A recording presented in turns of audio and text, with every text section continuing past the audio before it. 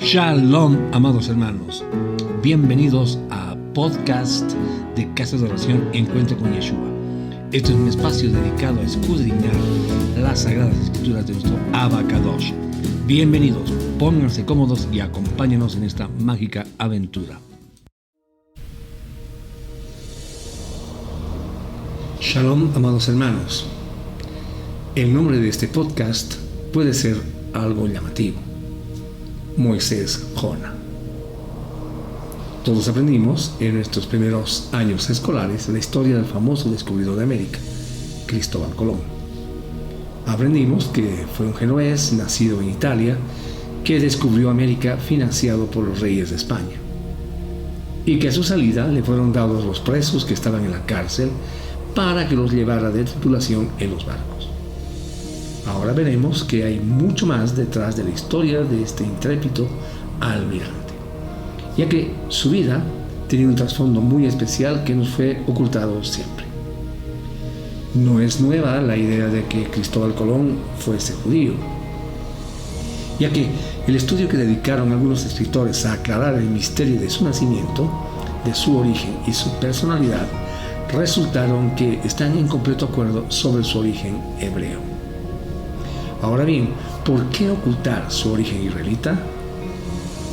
Cristóbal Colón, como dijimos, no era genovés, sino que pertenecía a una familia judía. Una familia judía conversa.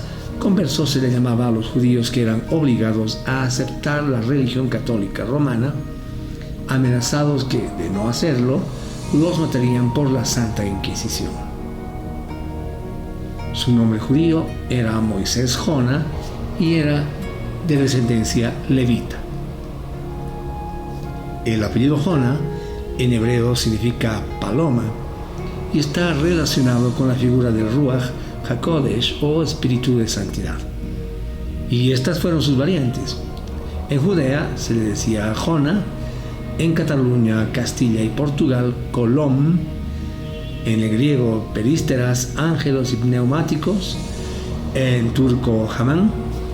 Y lo interesante de eso es que todos estos significaban lo mismo, es decir, paloma. Vemos pues la razón por la cual Cristóbal Colón ocultó su verdadero origen. A nadie le hubiera gustado caer en garras de este terrible tribunal de nombre la Santa Inquisición, y menos a él, que tenía la esperanza de encontrar un nuevo mundo. ¿Qué diría la feudal y católica España si un judío converso como Cristóbal Colón se presentase al Consejo Supremo a solicitar que se le sufragaran los gastos para la empresa que quería llevar a cabo? Como bien dijimos, su origen judío era un estorbo por el antisemitismo, que es el odio al judío y a la nación de Israel, y que estaba ya esparcida en España. Entonces, hubiera ocurrido que en lugar de ayudarlo y cubrirlo de gloria, España lo mandaría a las galeras, o peor aún, lo quemaría vivo. Estas eran las órdenes que daba la Santa Inquisición Católica. Por esto, Cristóbal Colón ocultó su origen, pero lo que tanto quiso guardar fue descubierto por él mismo, por su fraseología puramente bíblica que no podía ocultar, brotando así el Colón judío que tenía adentro. El tribunal de la Santa Inquisición Católica sentenció a numerosísimas familias a la hoguera. Exhumaría de apellido Colón o Colón, que aparentemente eran conversos pero practicaban sus costumbres judías en secreto. Numerosos judíos catalanes fueron quemados vivos o encarcelados con cadena perpetua, torturados y sus bienes confiscados por el Tribunal de Zaragoza y otros de la Santa Inquisición. En Zaragoza vivió la familia de Aarón Colón, judío catalán, y allí mismo fueron condenados por el tribunal por observar ritos judíos. Cristóbal Colón fue siempre un Colón de origen judío, que sus antepasados habían llegado a la península en los tiempos de Roma y posiblemente después de la caída de Jerusalén. Los judíos se vieron obligados a cambiar frecuentemente las condiciones de su vida, por emigraciones, persecuciones y otras causas, por salvar sus vidas de los tormentos o de las cárceles. Tuvieron que transformar su apellido y hasta su nombre, pero conservando siempre el significado del mismo. ¿Qué sucedería si el genial israelita firmaba con el nombre que realmente le correspondía? Es decir, en vez de Cristóbal, el de Moisés, y en vez de Colón, poner el de Jonás. Hubiese venido a su vida persecución y muerte, ¿verdad? Por estas razones, el descubridor de las Américas, el almirante de Castilla, el hombre que dio a España un mundo más grande que todo el continente europeo, el israelita de la tribu de Leví, cubrió su origen. A la verdad, Cristóbal Colón jamás habría olvidado ni su origen, ni su lengua, pero muchísimo menos la Torá. Cuando Cristóbal Colón escribía a su hijo, hermano o alguna persona muy querida o allegada a él, como sus hermanos judíos conversos, encabezaba siempre la carta con un signo. Este signo, que aparentemente tiene la forma de una cruz, no es más que dos letras unidas del alefato hebreo. Me refiero a la Bet y a la Hei, composición que equivale a las palabras hebreas Baruch Hashem, que significa con la bendición de Yud Hei Vav Hei. Estos signos fueron empleados desde tiempos antiguos por los rabinos y por la tribu de Leví.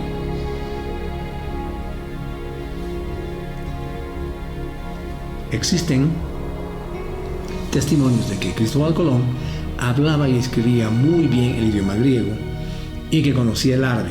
Sin embargo, aunque conocía el idioma italiano, cometía muchos errores al hablarlo e ignoraba el dialecto genovés, dialecto que era hablado por la gente de Génova y por los marinos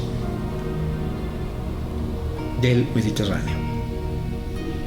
Cristóbal Colón siempre tuvo una ayuda eficaz de judíos conversos para que desempeñaban altos puestos en la corte de los reyes de Castilla y también de los reyes de Aragón. Al partir para la corte de los reyes, dejó a su hijo a los cuidados de don Juan Rodríguez Cabezudo y don Martín Sánchez, clérigos ambos de Puerto de Palos. Estos señores tuvieron a su cargo al niño hasta después de su primer viaje. Cristóbal Colón siguió su camino a Córdoba para persuadir a los reyes sobre su descubrimiento, ya que él estaba seguro de que la tierra era redonda y que, por lo tanto, del otro lado del mar había tierra desconocida aún. Es de sobreentender que él sabía esto, ya que, como judío, Cristóbal Colón conocía la Torá. Y en Isaías 40:22 dice: aquel que se sienta por encima del círculo de la tierra, para quienes sus habitantes parecen langostas, extiende los cielos como una cortina y los despliega como una tienda para habitar.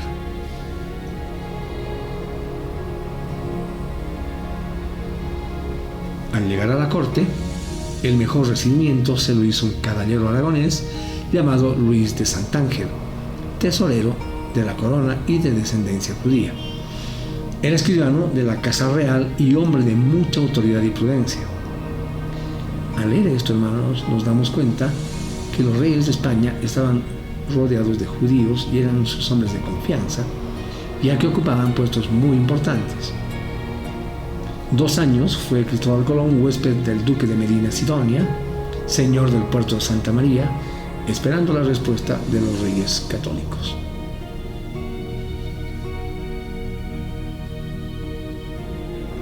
En ese tiempo, conoció a Beatriz Enríquez, hija de don Pedro de Torquemada y de doña Ana Núñez de Arana, de descendencia judía, y con la cual tuvo un hijo.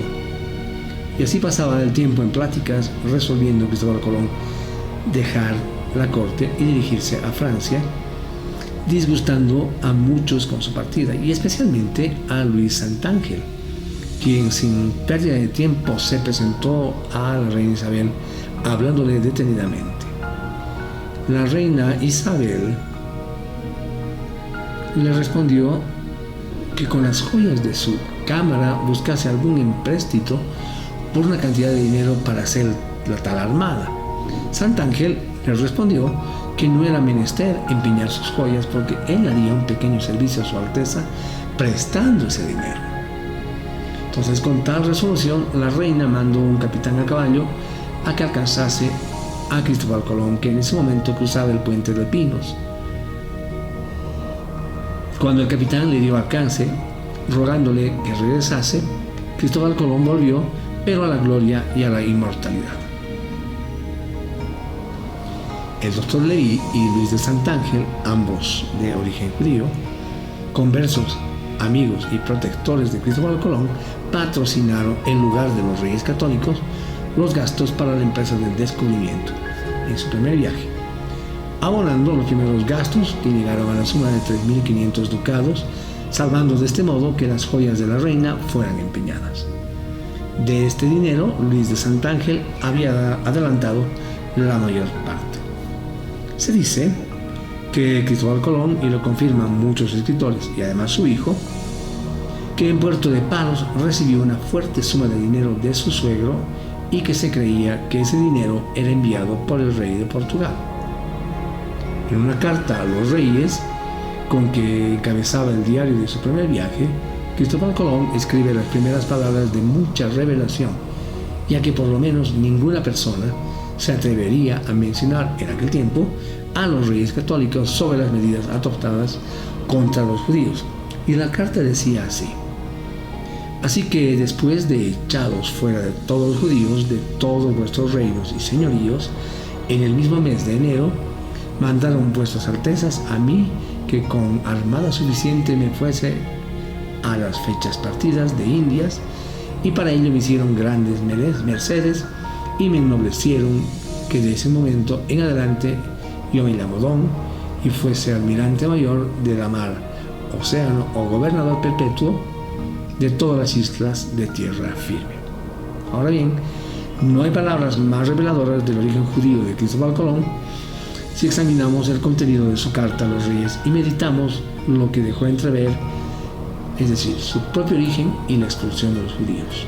Cuando les dice: después de vuestras altezas, después que vuestras altezas echaron fuera a todos los judíos, mis hermanos, después que han humillado mi raza, me elegís a mí, a un hebreo converso para tal empresa, descendiente de una raza pisoteada, maltratada y perseguida por ustedes. Cristóbal Colón quiso dar a entender a los reyes su disgusto. Si alguien escribiese sobre el particular a los reyes católicos, comentaría las medidas tomadas por sus majestades como excelentes y necesarias, ¿verdad? Pero Cristóbal Colón no comenta nada a favor de lo que hicieron contra el pueblo de Dios, sino guarda silencio, y esto equivale a una confesión, es decir, yo también soy el hijo de Raquel. Cristóbal Colón, soñador de visiones proféticas, unido con una raza por cadenas inquebrantables de religión, sangre y tradiciones, no le fue posible permanecer indiferente, extraño o alejado frente al inmenso dolor y sufrimiento de sus hermanos abandonados a las playas de Castilla bajo la única protección del Dios de Israel. Ese sentimiento amargo llenó hasta el borde su corazón y marcó tanto su vida hasta el punto de olvidar el respeto que se le debe a los monarcas, ya que los actos de ellos no podían ser juzgados. Nadie, ni siquiera Cristóbal Colón, podía discutirlos o desaprobarlos. Sin embargo, les escribe recalcando la fecha: el 2 de enero han echado vuestras majestades a los judíos de vuestros reinos y señoríos, acontecimiento que oscurece la historia de España. ¿Por qué este reproche a los reyes y este anacronismo? Bueno, un anacronismo, el error que consiste en suponer acaecido un hecho antes o después del tiempo en que sucedió. Es decir, es una incongruencia que resulta de presentar algo como propio de una época a la que no corresponde. La fecha de expulsión de los israelitas del suelo de España fue el 2 de agosto y no fue el 2 de enero. Entonces, ¿qué quiere decir el genial navegante con este anacronismo? Quiere decir que también el año nuevo de los cristianos o de la historia de un pueblo principió el 2 de agosto, el día del Éxodo, como un año de dolor y desventura para los hijos de Raquel, ya que todos sabemos que en septiembre comienza el año nuevo hebreo, el Rosh Hashanah. Más quizás el hombre audaz de un pueblo perseguido como Cristóbal Colón lo afirma que dio a España un mundo nuevo. Muriendo él, pobre, ciego, encadenado y olvidado, quería convertir el 2 de agosto, ¿verdad?, que es esta fecha en que sucedió este triste acontecimiento que manchó, como dice el artículo, la banda túnica de la noble España, en un año nuevo de desventura para un pueblo perseguido, martirizado, pero jamás vencido, y un año nuevo para el mundo cristiano, y especialmente para la historia de España. Cristóbal Colón tenía razón. El 2 de agosto principia una nueva era de dolor, una época de sufrimiento, un nuevo año en los anales históricos del sufrido pueblo de Israel, que en tiempos pasados, guiados por Moshe, los hebreos cruzaron el Mar Rojo sin mojar sus pies. Eso lo vemos en el libro de Éxodo, capítulo 14, versos 21 y 22. Y hoy la historia se repite. El 2 de agosto del mismo pueblo, elegido por Elohim, cruzó las inestables y peligrosas aguas del Mediterráneo en débiles embarcaciones, guiados una vez más por la poderosa mano de Elohim, hasta las costas de otras tierras más hospitalarias que España, que por espacio de 1500 años fue una madre para estas personas que fueron despreciadas por la realeza católica. Todavía no había alcanzado el alba y las playas castellanas estaban cubiertas por más de 500.000 de hebreos, hombres, mujeres y niños, ancianos, con los ojos enrojecidos por el llanto contemplando la inmensidad del mar. Como un solo ser, las 500.000 almas elevan una oración con fe y esperanza al Dios de Israel, padre de Abraham, Isaac y Jacob, que los sacó de Egipto y los libró del faraón.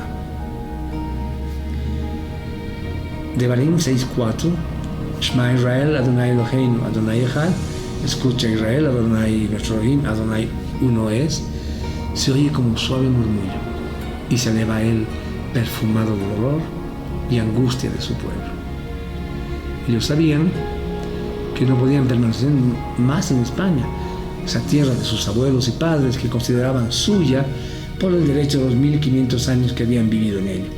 Tierra que dio asilo a los hebreos jerosolimitanos, que son aquellos hebreos naturales de Jerusalén, llevados por los romanos, es decir, por descendientes de judíos españoles, hebreos de religión y también de tradiciones, pero muy españoles por dentro y también por ley. Las embarcaciones están cargadas de niños, ancianos y mujeres, de tope a tope, llenísimos.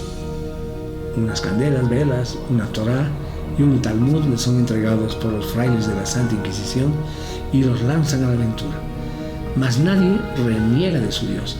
Valientes y fieles a sus sagradas tradiciones, se lanzan a la muerte antes de traicionar al Elohim de Israel.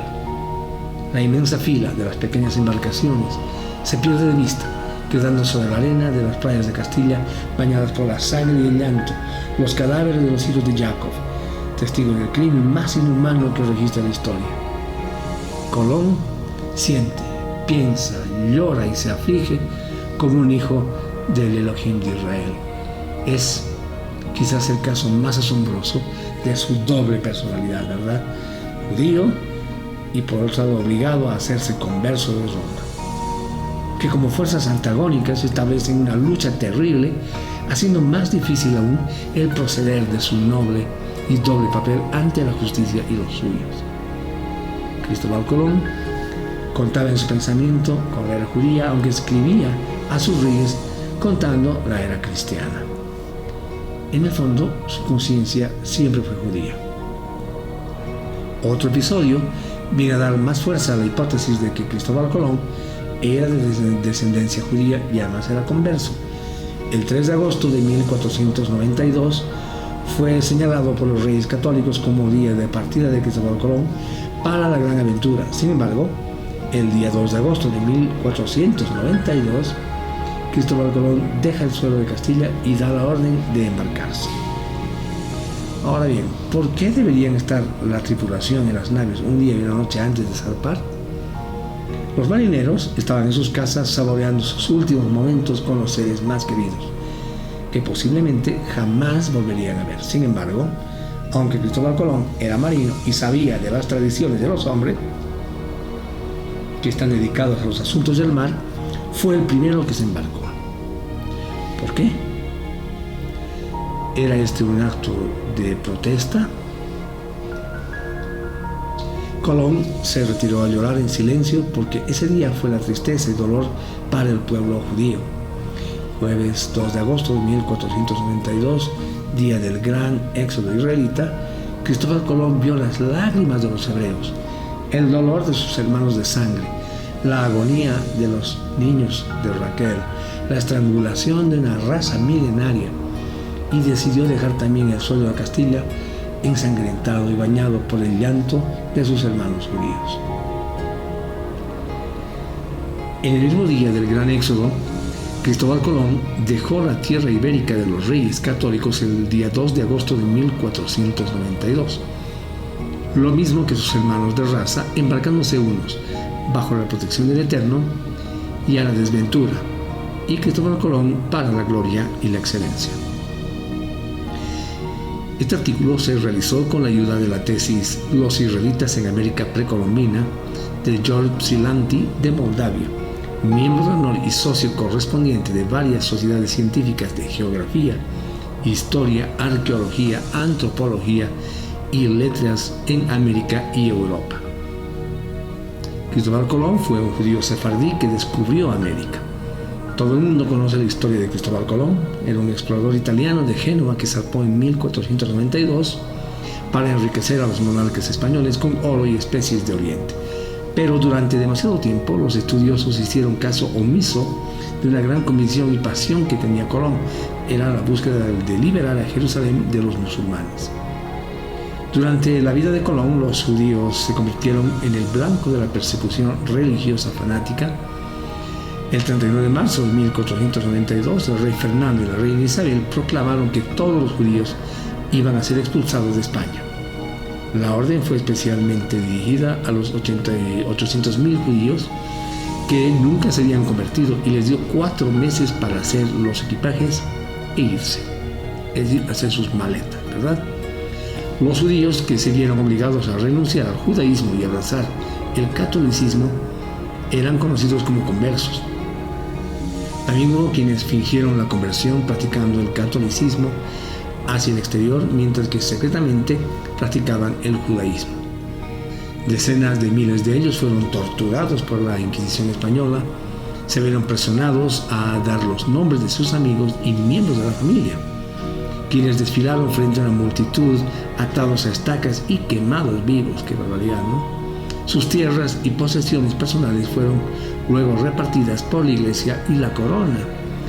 Recientemente, una serie de estudiosos españoles como José Ergo, Celso García de la Riega, Otero Sánchez y Nicolás Díaz Pérez llegaron a la conclusión de que Colón era un judío, cuya supervivencia dependía de la supresión de todas las pruebas de su origen por la brutal limpieza étnica. Colón era conocido en España como Cristóbal Colón y no hablaba italiano. Firmó su testamento el 19 de mayo de 1506 e hizo 5 curiosas disposiciones y muy reveladoras. 2 de sus deseos eran diezmar 1/10 parte de sus ingresos a los pobres y proporcionar un dote anónimo para niñas pobres. Son parte de las costumbres judías. También decretó dar dinero a un judío que vivió en la entrada del barrio de Lisboa.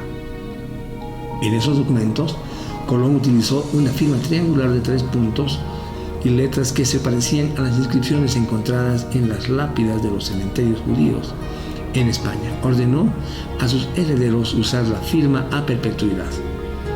Según el historiador británico Cecil Roth, el anagrama era un sustituto críptico para el Kadish, la oración recitada en la sinagoga por los dolientes después de la muerte de un pariente cercano.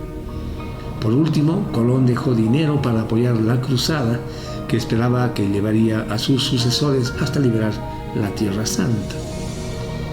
En el libro de Simon Wiesenthal sostiene que el viaje de Colón fue motivado por el deseo de encontrar un refugio seguro para los judíos, a la luz de su expulsión de España.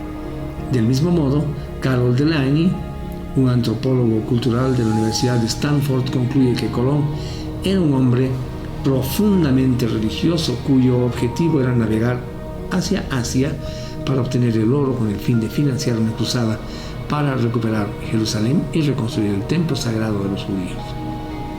En los días de Colón, los judíos creían ampliamente que Jerusalén debía ser liberada y el templo reconstruido para la llegada del Mesías. Los estudiosos apuntan a la fecha en que Colón zarpó como una prueba más de sus verdaderos motivos.